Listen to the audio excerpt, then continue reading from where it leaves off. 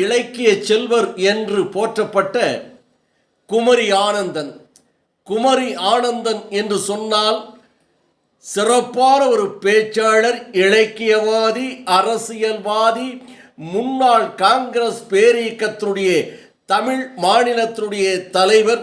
நாடாளுமன்ற உறுப்பினர், சட்டமன்ற உறுப்பினர் என்று பல்வேறு பொறுப்புகளை பெற்ற இலக்கிய செல்வர் குமரி ஆனந்தன் அவர்கள் மறைவை ஒட்டி கூடலூர் காங்கிரஸ் பேரியக்கத்தின் சார்பாக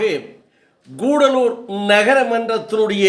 துணை தலைவரும் காங்கிரஸ் இளைஞரின் பெரும் தலைவராக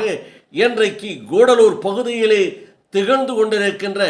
மக்களால் சின்னவர் சின்னவர் என்று அழைக்கக்கூடிய சிவராஜ் அவர்களுடைய தலைமையில் புதிய பேருந்து நிலையத்தில்